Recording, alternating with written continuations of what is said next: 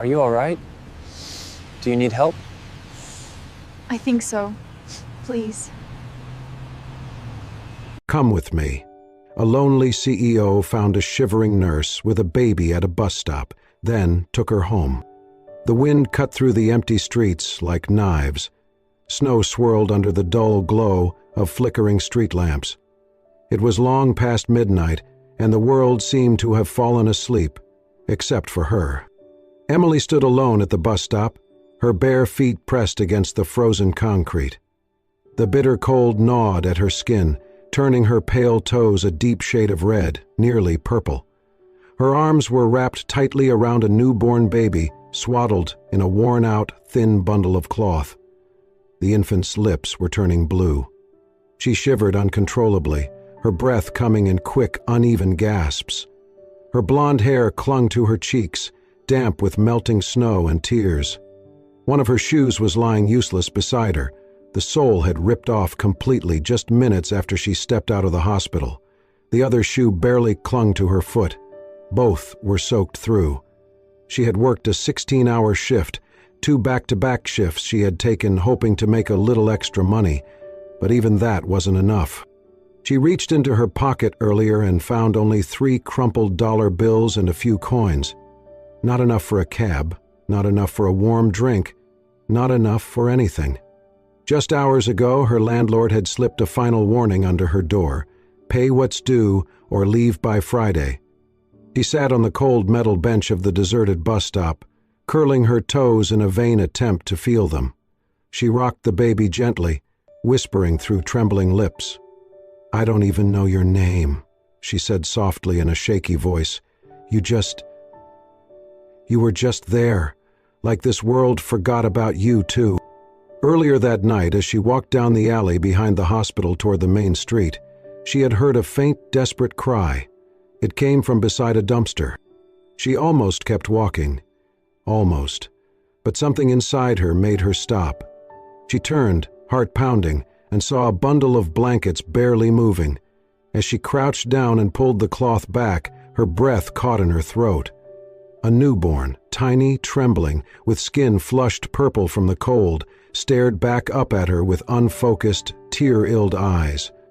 "No one should be left like that," she had whispered. No hesitation. She picked the baby up and held it close, trying to give what little warmth she had. And now here they were, a baby with no name, a nurse with nowhere to go. She looked around the empty street. No cars, no people, no signs of life. The last bus had gone hours ago, and even if another came, she had no fare to give. The snow began to fall, heavier. Fat, wet flakes stuck to her eyelashes and melted down her face like tears. Her thin jacket was already soaked through. She removed it slowly, carefully, and wrapped it around the baby. "Stay with me," she whispered, pressing the child to her chest. "Just stay with me, okay?" The baby whimpered, then fell silent. She began to cry, quiet, hopeless sobs muffled by the storm, the kind of crying that came not from fear, but from sheer exhaustion, from the weight of too many days without rest, too many nights without hope. Her eyes drifted up to the street lamp above her. The light flickered once, twice, then held steady, casting a dull golden glow across the snow-covered sidewalk. She stared down at the baby, her voice barely audible now. "How am I supposed to take care of you when I can't even take care of myself?" She pulled the baby closer, rocking gently, slowly, like a lullaby in the silence of the storm. And under that broken streetlight, surrounded by wind and snow, Emily sat alone, barefoot, trembling, and holding on to a life not her own, a life she had no idea how to save. And yet, the only thing she knew for certain was that she would not let go. The road stretched ahead like a ribbon of black glass, flanked by snowbanks and lifeless trees. Inside a sleek black SUV, Alexander Pierce sat behind the wheel, his fingers resting loosely on the steering wheel, though his mind was far from the road. City lights shimmered in his rearview mirror, the laughter, the music, the crystal glasses still ringing in his ears from the gala he had just left.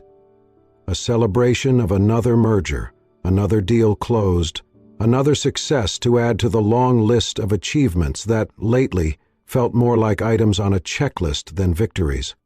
He adjusted the collar of his tailored coat, glanced at the empty passenger seat, then back at the road.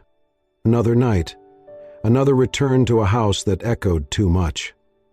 Alexander Pierce, early 40s, one of the youngest self-made CEOs in the tech world, had everything society said a man should want: wealth, recognition, power. And yet, even with the world at his feet, he felt as if he were standing on the edge of a cliff, looking down into nothing.